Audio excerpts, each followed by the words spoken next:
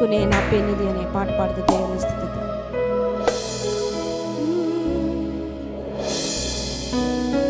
యేసు నీవే కావాలయ్యా, నాతో కూడా రావాలయ్యా. యేసు నీవే కావాలయ్యా, నాతో కూడా రావాలయ్యా. గనుడా నీ దివ్య సన్నిధి నన్ను ఆదుకొని నా పెన్నిది నీవే కావాలయ్యా, నాతో రావాలయ్యా. నీవే కావాలయ్యా, నాతో రావాలయ్యా. యేసు నీవే కావాలయ్యా, నాతో కూడా రావాలయ్యా. యేసు నీవే కావాలయ్యా, నాతో కూడా రావాలయ్యా. దేవా, నువ్వు నాతో వస్తే నాకు ఏ దిగులుండదయ్యా. నువ్వు ఆజ్ఞాపిస్తే నా గుడారమునకు కానీ నాకు కానీ ఏ తెగులు నన్ను అంటదయ్యా. నీకు వందనాలని చెబుదా.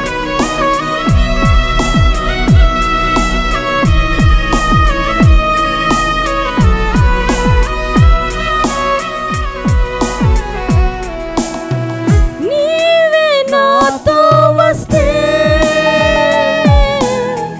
దిగులు నాకుండదు. స్వరమెత్తి పాడదాం. నీవే నాతో వస్తే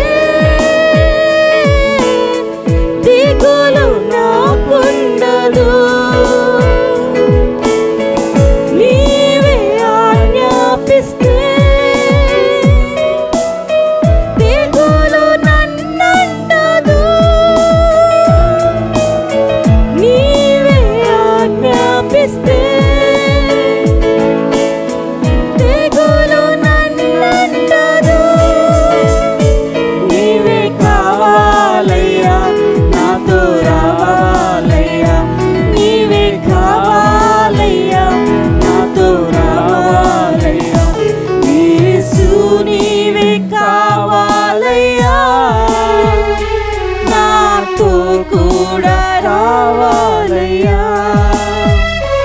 యేసు నీవే కావాలయ్యా, నాతో కూడా రావాలయ్యా. హల్లెలూయా. ఎఫెసీ 5లో భార్యాభర్తలు ఎలా ఉండాలో మాట్లాడతాడు. భార్యాభర్తలు అంటే ఇలా ఉండాలి. ఇండియన్ ట్రెడిషన్ ప్రకారం, మన ప్రకారం భర్త ఎక్కువ భార్య తక్కువ అనుకుంటారు. ఇలా బైబిల్ ఎప్పుడు చెప్పలేదు ఇలా ఉండాలి అని చెప్పి 5వ అధ్యాయంలో మాట్లాడతాడు. 6వ అధ్యాయంలో సైతాన్ని ఎదుర్కోలేకపోతున్నారా? సైతాన్ని ఓవర్కమ్ చేయలేకపోతున్నారా? సాతానికి భయపడుతున్నారా? ఇదిగో ఈ కవచాన్ని మీరు ధరించుకోండి. స్పిరిచువల్ ఆర్మర్, మీరు ఈ కవచాన్ని ధరించుకోండి. దేనినైనా ఢీ కొట్టే ధైర్యాన్ని దేవుడు మీకు అనుగ్రహిస్తాడు. Praise the lord. We should live a practical Christian life. పౌరుషం కలగాలని మీలోనే నేను అట్లా మాట్లాడుతున్నాను. 4వ అధ్యాయంలో అంటాడు, మీరు వినయం కలిగి ఉండండి. ఏది వినయం? ఏది? Where is humility? హ్యూమిలిటీ అనే మాట కూడా నేను మీకు చక్కటి వివరణ కూడా మీకు చెప్పాను. రోమీయులకు రాసిన పత్రిక 12వ అధ్యాయం 3వ వచనం, తన్ను తాను ఎంచుకొన తగిన దానికంటే ఎక్కువగా ఎంచుకొనక. నీ స్థితి ఏంటో మన స్థితి ఏంటో అంతే మనం అనుకోవాలి, కానీ మన గురించి ఎక్కువగా ఊహించేసుకోకూడదు. నేనండి అదండి ఇదండి అంటారు కొంతమంది. ఇది దేవుని బిడ్డల లక్షణం కాదు. ఇది you are what you are. దేవుడు నిన్ను ఏ స్థితిలో ఉంచాడో ఆ స్థితిలో తగ్గించుకొని ఉండు, అంతేగాని అన్నాడు తన్ను తాను ఎంచుకొన తగిన దానికంటే ఎక్కువగా ఎంచుకొని. లోకస్తులు చూస్తుంటాం కదా, రా ఆ సెంటర్లో రా చూసుకుందాం. మనం దేవుని బిడ్డలం, అలాంటి లక్షణం మనం ఉండకూడదు. మనల్ని మనం తగ్గించుకోవాలి. తగ్గింపు, అందుకే అన్నాను second point, meekness is not weakness అంటారు కదా డైలాగులు. ఎక్కడ తగ్గాలో అక్కడ తగ్గాలి, ఎక్కడ పెరగాలో అక్కడ. చాలా ఇంపార్టెంట్. కోపం రావాల్సిన చోట కోపం రావాలి, దండించాలి. ఓర్పు సహనం ఉండాల్సిన చోట సహనం ఉండాలి. ఓర్పు సహనము వినయము అనేది బలహీనత కాదు, అది చాలా బలం. అది అందరికీ ఉండదు. కేవలం విశ్వాసులకి, దేవుని బిడ్డలకి దేవుడిచ్చే గొప్ప లక్షణం ఏంటంటే, కొంతమంది చూడండి, ఎంత మనం రెచ్చగొట్టినా చాలా ఓర్పుగా సమానం ఇస్తాం. ఎంత రెచ్చగొట్టినా, చాలా హై లెవెల్లో తీసుకెళ్ళినా ప్రొవోకింగ్ అంటారు, బాగా రెచ్చగొడుతుంటారు, సూటిపోటి మాటలు అంటూ ఉంటారు. ఇంట్లో మన ఫ్యామిలీలో కూడా చూస్తుంటాం, అయితే మన కొలీగ్స్లో బాగా చేసినా చాలా కూల్గా ఆన్సర్ చేస్తారు. అది కేవలం కొంతమందికే. It's a gifted people, it's a gift. అది అందరికీ ఉండదు, కష్టం. అది ఎక్సర్సైజ్ చేయడం చాలా కష్టం. కానీ దేవుని మనం అడగాలి. We should ask, lord help me to be meek. అందుకే మోషే గురించి దేవుడు సాక్ష్యం ఇచ్చాడు, నా ఇల్లంతటిలో సాత్వికుడు. మోషే is very meek, down to earth. అంత గొప్ప ప్రవక్త చాలా తగ్గించుకున్నాడు, మీక్. పేషెన్స్ గురించి మనం చూసాం, చాలా వివరంగా చూసాం. ఫోర్బేరెన్స్ అంటే దీర్ఘశాంతము. దేవుని బిడ్డలకి ఈ రోజుల్లో టీవీ ప్రసంగాల్లాగా దేవుడు నమ్ముకోండి మీకు బంగారం వచ్చేసి, మీరు ఇంటికి వెళ్ళండి, ఇంటికి వెళ్ళే లోపల అకౌంట్లో 10 లక్షలు మీకు కనిపిస్తాయి. అది బైబిల్ ఎప్పుడూ చెప్పలేదు అట్లా. దేవుడు నేర్పించేది ఏంటంటే దీర్ఘశాంతము.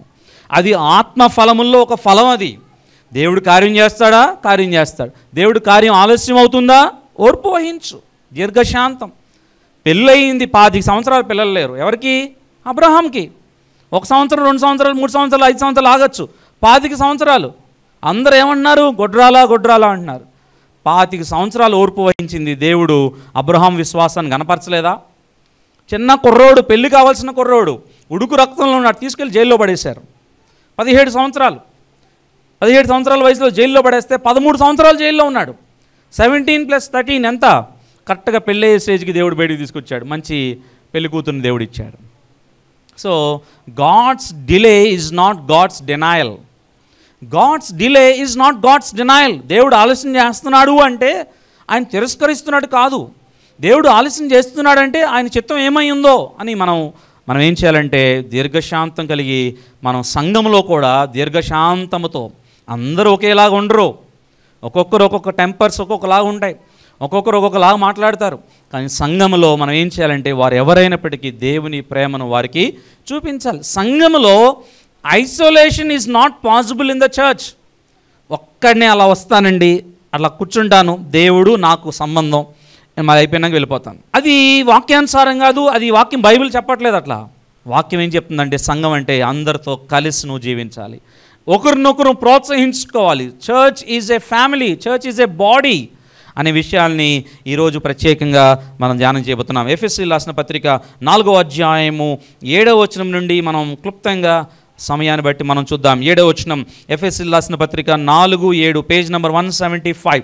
అయితే మనలో ప్రతి వానికిని క్రీస్తు అనుగ్రహించు వరము యొక్క పరిమాణము చొప్పున కృప ఇయ్యబడెను. సంఘములో అంట దేవుడు ప్రతి ఒక్కరికి వరాలు ఇస్తాడంట. ఎంత గొప్ప ఆధిక్యత! విశ్వాసులకి యేసు రక్తంలో కడగబడి మారు మనసు రక్షణ అనుభవం కలిగి బాప్తిసం తీసుకున్న వారికి మాత్రమే నేను చెప్పేది. ప్రతి విశ్వాసికి కూడా దేవుడు కృపావరాలను ఇస్తాడంట. ఇక్కడ సంఘానికి దేవుడు ఇస్తున్న గొప్ప వాగ్దానం. నిజంగా మొన్న ప్రైజ్ అండ్ వర్షిప్లో చక్కగా దేవుని బిడ్డలు తమ తలాంతుల్ని దేవుని కోసం వినియోగించారు. చక్కగా పాటలు పాడారు, వాక్యాలు చెప్పారు, కంఠత వాక్యాలు అప్పచెప్పారు. కొంతమంది చక్కగా పాటలు. నిజంగా దేవుడు కొంతమందికి తలాంతు ఇస్తాడు. ఏదైనా వస్తువు ఉంది, ఆ వస్తువుని వాడకుండా అలా పెట్టేస్తాం, సంవత్సరం, 2 సంవత్సరాలు, 3 సంవత్సరాలు, ఏమవుద్ది? తుప్పట్టిపోద్ది, దేనికి పని చేయదు అది. దాన్ని ఏం చేయాలంటే దాన్ని వినియోగించాలి. ఇక్కడ సంఘముల గురించి కూడా మాట్లాడుతూ స్పిరిచువల్ గిఫ్ట్స్ గురించి మాట్లాడుతున్నాడు. చూడండి, రోమీయులకు రాసిన పత్రిక 12వ అధ్యాయము 4వ వచనంలో కొన్ని స్పిరిచువల్ గిఫ్ట్స్ మరొకసారి మళ్ళీ డీటెయిల్గా చూడాలి. పెద్ద సబ్జెక్ట్ యాక్చువల్గా, అంత సింపుల్గా మనం చెప్పడానికి కాదు, కానీ జస్ట్ ఒకసారి టచ్ చేద్దాం. రోమీయులకు రాసిన పత్రిక 12వ అధ్యాయము 4వ వచనం ఎవరైనా చదువుతున్నారా? అనేక అన్నిటికీ ఉండదో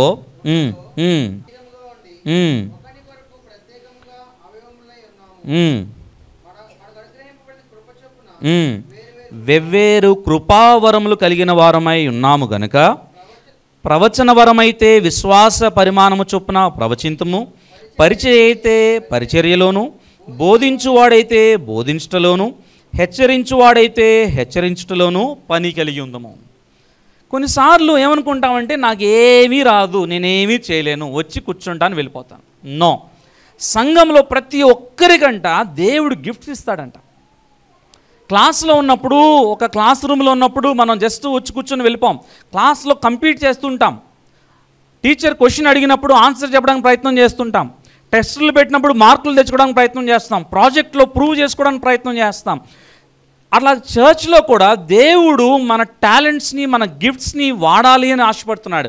ఇక్కడ ఎఫెసీ సంఘంతో చెప్తూ కొత్త విశ్వాసులు వారికి ఈ విషయాలు నేర్పిస్తున్నాడు, దేవుడు తెలియజేస్తున్నాడు. అంటున్నాడు ఎవ్రీ బిలీవర్, మొదటిది దేవుడు తన కృప ద్వారా ప్రతి విశ్వాసికి వరాన్ని అనుగ్రహిస్తాడు. ప్రతి ఒక్కరికి, ఇక్కడ కూర్చున్న మీలో ప్రతి ఒక్కరికి కూడా దేవుడు వరమును అనుగ్రహించే దేవుడు అనే విషయాన్ని మనం గమనించాలి. చూడండి 11వ వచనం చూడండి, కొంచెం ముందుకెళ్దాం. 11వ వచనం, మనమందరము విశ్వాస విషయములోను, ఎఫెసీ 4:11, మనమందరము విశ్వాస విషయములోను దేవుని కుమారుని గూర్చిన జ్ఞానము విషయంలోను ఏకత్వము పొంది సంపూర్ణ పురుషుల మగు వరకు, అనగా క్రీస్తునకు కలిగిన సంపూర్ణతకు సమానమైన సంపూర్ణత కలవారమగు వరకు ఆయన ఈలాగు నియమించెను. రెండవదిగా మనం ఏం చూస్తున్నామంటే, మనం గమనించాల్సిన విషయం, విశ్వాస విషయంలోనూ దేవుని గూర్చిన జ్ఞానం విషయంలోనూ సంపూర్ణులగు వరకు మనం ప్రయత్నం చేయాలి. ఇక్కడ గమనించాల్సిన విషయం ఏంటంటే, నీ ఆత్మవరములు నువ్వు ఎలా తెలుసుకుంటావంటే, సంఘంలో నువ్వు దేవుని కోసం నమ్మకంగా జీవిస్తున్నప్పుడు, రెగ్యులర్గా నువ్వు చర్చికి వస్తున్నప్పుడు, దేవుని వాక్యాన్ని నువ్వు వింటూ ఉన్నప్పుడు, అన్ని సంఘ పరిచర్యలను పాల్గొన్నప్పుడు దేవుడు నిన్ను ఆయా రీతుల్లో, ఆయా సందర్భాల్లో బహుబలంగా దేవుడు నిన్ను వాడుకుంటాడు. God will help you, he will equip you, he will mould you, he will mend you to be used for the glory of God. సంఘంలో మీ ఆత్మ వరములు ఏంటో అనే విషయాన్ని మీరు గమనించాలి. వీలైతే ఇది అయిన తర్వాత, ఎఫ్ఎస్సి అయిన తర్వాత నెమ్మదిగా 1 కొరింథియన్స్ కూడా మనం చూద్దాం. చాలా వండర్ఫుల్ బుక్. 1 కొరింథీ రాసిన పత్రిక చాలా కాంట్రవర్షియస్ కూడా ఉన్నాయి. అక్కడ ఎలా చేయొచ్చా, విగ్రహారాధనకు పెట్టిన భోజనం మనం తినచ్చా, లేకపోతే ప్రభు బల్లో ఎవరు పాలు పొందాలి, అయితే ఎవరైనా అక్రమ సంబంధం కలిగి చర్చిలో ఉంటే వారిని ఏం చేయాలి, ఎవరైనా తప్పుడు పనులు చేస్తూ చర్చికి వస్తూ ఉంటే వారిని ఏం చేయాలి, స్పిరిచువల్ డిసిప్లిన్ అంటే ఎలా ఉండాలి, సంఘం అంటే ఎలా ఉండాలి, మొదలగు విషయాలన్నీ కూడా కొరింథీ పత్రికలో పౌలు చాలా నిర్మోహమాటంగా చాలా విషయాలు తెలియజేశాడు.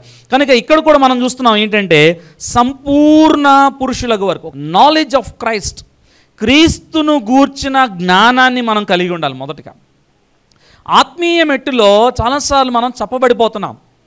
వాక్యం చదువుకుంటున్నాం, ప్రసంగాలు వింటున్నాం, ప్రార్థన చేసుకుంటున్నాం, కానీ ఏదో మన ఆత్మీయ జీవితంలో ఏదో లోపము, ఏదో లోటు, something is missing in our life.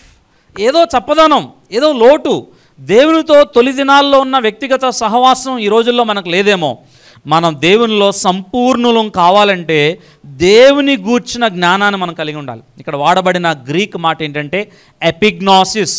ఎపిగ్నాసిస్ అంటే దేవుని గూర్చిన జ్ఞానం. ఈ జ్ఞానం ఎలాంటిదంటే full and accurate knowledge of God, సంపూర్ణమైన దేవుని జ్ఞానం. దేవుని గురించి నువ్వు ఎలా తెలుసుకుంటావు? ఫర్ ఎగ్జాంపుల్, విరాట్ కోహ్లీ అంటే నువ్వు చాలా ఇష్టం, ఫేవరెట్. విరాట్ కోహ్లీ గురించి నువ్వు టీవీలో చూస్తావు, కొంతవరకే తెలుస్తుంది. విరాట్ కోహ్లీ లైఫ్ అంతా తెలియాలంటే నువ్వేం చేయాలి? ఎక్కడైనా బుక్ స్టోర్కి వెళ్ళి ఏం చేయాలి? నువ్వు ఒక బయోగ్రఫీ బుక్ కొనాలి. లేకపోతే అంత మనం వెళ్ళాం. ఈ రోజులో ఏం చేస్తాం? గూగుల్లో వికీపీడియా కానీ గూగుల్లో మొత్తం సర్చ్ చేస్తాం, ఈ బుక్ చూసుకుంటాం, మొత్తం చదువుతావు. నువ్వు విరాట్ కోహ్లీ అంటే నీకు చాలా ఇష్టం, మొత్తం బయోగ్రఫీ అంతా చదివితే నీకు విరాట్ కోహ్లీ గురించి మొత్తం తెలుస్తుంది. దేవుని గూర్చి నీకు తెలియాలంటే నువ్వు చేయాల్సింది ఏంటంటే దేవుని వాక్యాన్ని ఎక్కువగా నువ్వు చదవాలి, దేవుని వాక్యాన్ని ఎక్కువ ప్రేమించాలి. ఈ రోజుల్లో సంఘాలలో, విశ్వాసుల్లో కనుమరుగైపోయింది ఏంటంటే దేవుని వాక్యం గూర్చిన ఆశ తక్కువైపోయింది. అందుకే లోగో సంఘంలో ప్రారంభంలో ఉన్నాం. చాలా కష్టం ఇదంతా. ఎందుకంటే ఇదివరకు సంఘాల్లో, మీరు ఇదివరకు వెళ్ళిన ప్రాంతాల్లో ఇంత లోతుగా వచనం వెంబడి వచనం, వాక్యం వెంబడి వాక్యం వినటం చాలా అరుదుగా ఉంటుందేమో అని నేను అనుకుంటున్నాను.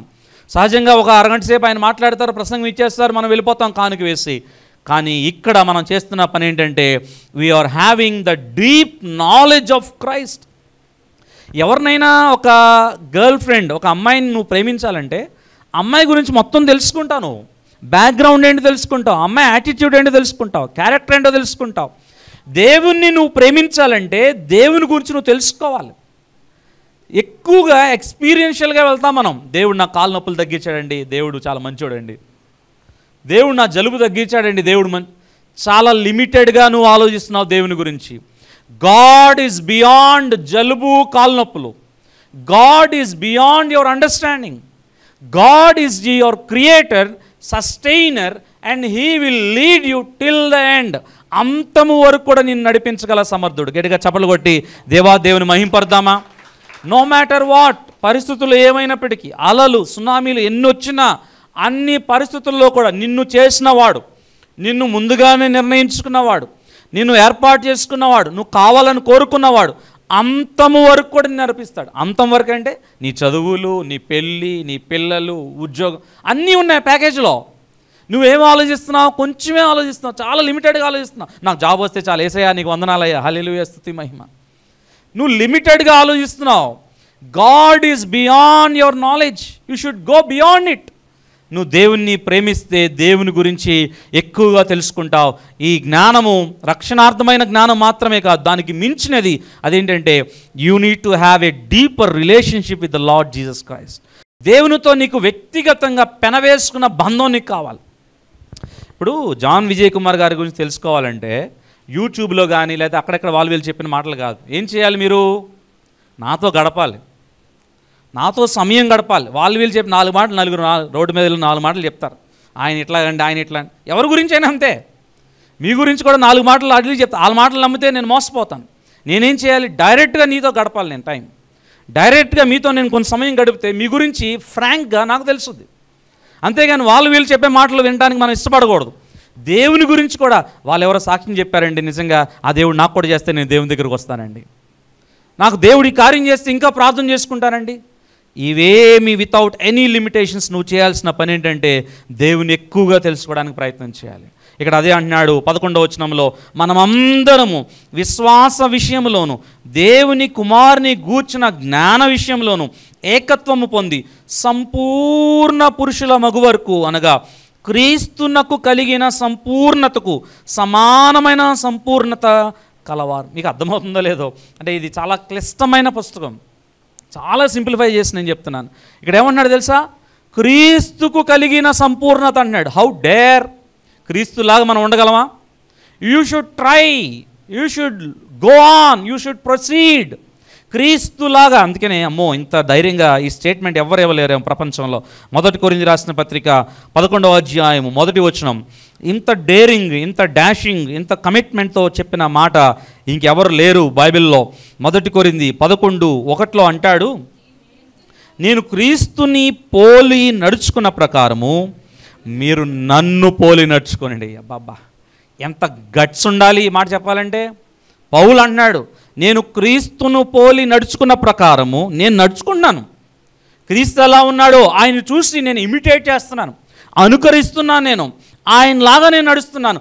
మీరు కూడా నన్ను పోలి నడుచుకోండి. నేను కానీ మీరు కానీ ఒకసారి పరిశీలించుకుందాం. ఎవరిని వేలెత్తి చూపించద్దు. ఆ రీతిగా మాట అనే స్థాయిలో మనం ఉన్నామా? చిన్నప్పటి నుంచి చర్చికెళ్తున్నారుగా, చిన్నప్పటి నుంచి ప్రార్థనలు చేస్తున్నాం, వాక్యాలు చదువుతున్నాం కదా. ఆ మాట ఎందుకు చెప్పలేకపోతున్నా? పౌలులాగా మనం లేం, ఆ స్థాయిలో మనం లేం. నేను follow me as I follow Christ, I follow Christ and you follow me. Christian అనే మాట గ్రీక్ మాటకు అర్థం ఏంటంటే సర్టిఫికేట్లో క్రిస్టియన్ అని చెప్పుకోవడం కాదు. క్రిస్టియన్ అనే గ్రీక్ మాటకు అర్థం ఏంటంటే I belong to Christ, I follow Christ, I follow the foot steps of Christ. తెలుగులో చెప్పాలంటే క్రీస్తుకి చెందినవాడు, మావాడండి, నా బిడ్డండి, నేనేం చెప్తే చేస్తాడండి అంటారు.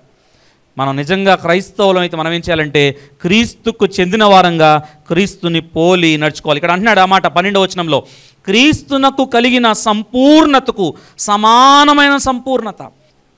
ఫిలిప్పీయులకు రాసిన పత్రిక 2వ అధ్యాయం 12-18 వచనాల్లో ఉంటాడు, వర్క్ అవుట్ యువర్ సాల్వేషన్. మీ యొక్క రక్షణను, సొంత రక్షణను కొనసాగించుకొనుడి. మారు మనసు పొంది ఆదివారం ప్రభు బల్లో చేయి వేసి కానుక వేస్తే చాలా హ్యాపీ ఫీల్ అయిపోతాం. నేను దేవుని కోసం ఏదో చేశాను అనుకుంటాం.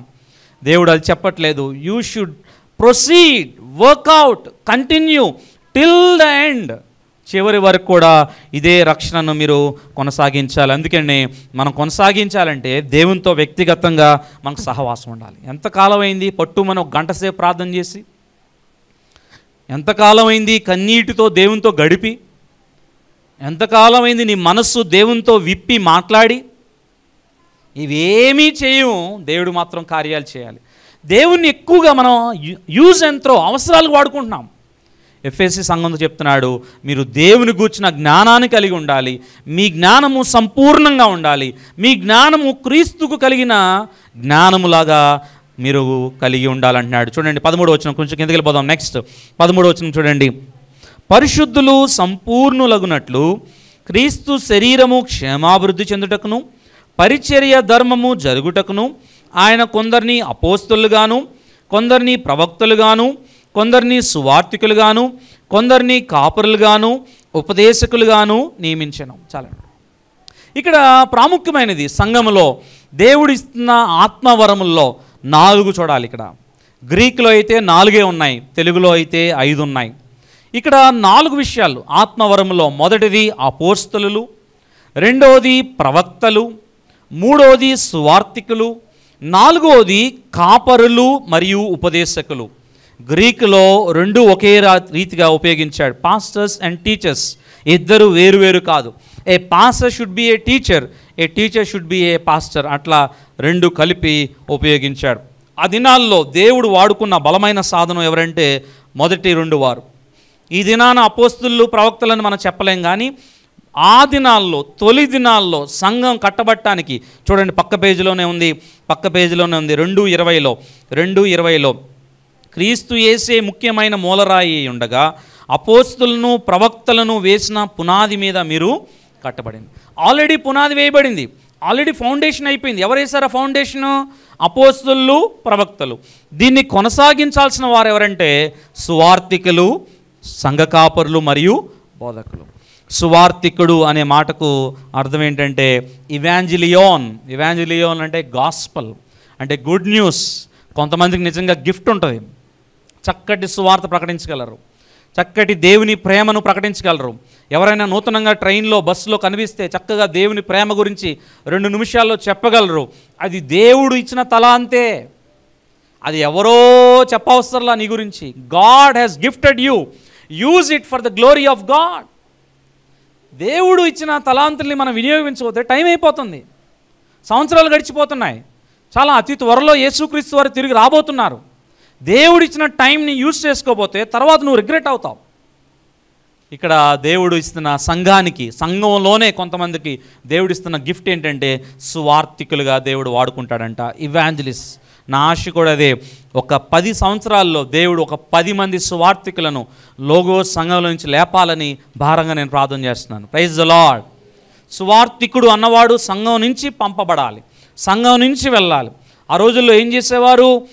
కెనడియన్ బ్యాప్టిస్ట్ చర్చ్, లేకపోతే అమెరికన్ బ్యాప్టిస్ట్ చర్చెస్, లేకపోతే బ్యాప్టిస్ట్ మిషన్, లేకపోతే అమెరికాలో ఉన్న అనేక మిషన్స్, బ్రిటిష్లో ఉన్న అనేక మిషన్స్ ఏం చేసేవంటే సంఘం నుండి కొంతమంది మిషనరీల్ని ఆయా ప్రాంతాలకి పంపించేవి. విలియం కేరీ గారు భారతదేశానికి వచ్చారంటే సంఘం అక్కడి నుంచి ఆయన పంపించింది. అలాగే నోబుల్ గారు వచ్చారంటే సంఘం అక్కడి నుంచి పంపించింది. అనేక మంది మిషనరీస్ సంఘం చేత పంపబడ్డారు. లోగోస్ సంఘం కూడా ఆ రీతిగా తయారవ్వాలి. సువార్త ప్రకటించే సాధనాలు కొంతమందికి దేవుడు ఆ తలాంతు ఇస్తాడు, వరం ఇస్తాడు. గొప్ప వరం అది. ఎందుకంటే ఒక్క పాపి రక్షణ పొందితే పరలోక రాజ్యంలో ఆయన ఎంతో సంతోషించే దేవుడు. ఒక పాపి రక్షణ పొందడం కంటే గొప్ప కార్యం ప్రపంచంలో ఇంకేమీ లేదు, దానికి మించింది లేదు. దేవుడు ఆ విధంగా నేను వాడుకున్నాడంటే గొప్ప విషయం అది. ఒకవేళ ఆ తలాంతు ఉంటే దాన్ని మరుగున పెట్టద్దు, దేవుని కోసం తలాంతుని వాడండి. సమయం పరిగెడుతుంది, దేవుడు మీ ద్వారా కొంతమందిని నరకము నుండి పరలోక రాజ్యానికి నడిపించగల సమర్థుడు. అందుకే 3వ తలాంతు ఇక్కడ ఆత్మవరంలో మూడవ వరం ఏంటంటే ఇవాంజలిస్ట్. 4వ వరం, 4వది పాస్టర్స్ అండ్ టీచర్స్. ఇది దేవుడిచ్చిన ఆత్మవరము. 4వది సంఘ కాపరులు మరియు ఉపదేశకులు. కాపరి అనే మాటకు ఇక్కడ 3 విధాలుగా వాడాడు. ఆ మాట 3 గ్రీక్ మాటలు వాడాడు. మరి ఒకటేమో ఎపిస్కోపోస్. ఎపిస్కోపోస్ అంటే బిషప్, సహజంగా మనకి తెలియక మనం మాట్లాడుతూ ఉంటాం. పాస్టర్ అన్న, బిషప్ అన్న, ఎల్డర్ అన్న ఒకటే అర్థము. మనం సహజంగా మనకున్న అవగాహన అంటే అదే చెప్పాను నేను. బయట చర్చెస్ చూసి బయట చూసి ఇదేనేమో అనుకుంటాం. వాక్యం అయితే కంప్లీట్ డిఫరెంట్. మన వాళ్ళు మరి అర్థం చేసుకోవడానికి టైం పడుతుంది. బిషప్ అంటే ఓవర్సియర్ అంటే పాస్టర్ అంటే బిషప్ ఎల్డర్ అండ్ పాస్టర్. మూడు కూడా బిషప్ వాడాడు ఇక్కడ, ఎపిస్కోపోస్, అలాగే ఎల్డర్ సంఘ పెద్ద అన్నాడు, అలాగే కాపరి అన్నాడు. మూడు విధాలుగా ఓవర్సియర్ అంటే బిషప్ అంటే అధ్యక్షుడు, అంటే సంఘానికి, స్థానిక సంఘానికి అధ్యక్షుడుగా ఉంటాడు. అలాగే పాస్టర్ కాపరి అంటే చక్కగా కేరింగ్గా ఉండేవాడు, అందరి బాగోగులు, ఆత్మీయ బాగోగులు పట్టించుకునేవాడు. అలాగే ఎల్డర్ అంటే సంఘ పెద్దగా ఉండి సంఘాన్ని నడిపించేవాడు. అంత మాత్రమే కాదు, పాస్టర్ అండ్ టీచర్ చక్కగా దేవుని వాక్యాన్ని బోధించగలిగిన వ్యక్తి. ఇది కూడా ఒక ఆత్మవరమే. చాలామంది ఈ 13 సంవత్సరాల్లో నాతో ఈ విషయం చెప్పారు, మీరు చక్కగా వాక్యం బోధిస్తున్నారు, మీరు చర్చ్ ప్రారంభిస్తే బాగుంటుందని. కానీ నేను అది ఐడెంటిఫై చేయలేకపోయాను. చూడండి, నాదే నేను చెప్పుకుంటున్నాను, నా బలహీనత నేను చెప్పుకుంటున్నాను. నేను 3rd కేటగిరీలో ఉన్నాను. 13 సంవత్సరాలు ఏంటి? సువార్త. 13 సంవత్సరాలు సువార్త ప్రకటించాను. నా గిఫ్ట్ అదేనే అనుకున్నాను నేను. Of course that's my gift, that was my gift and that is my gift.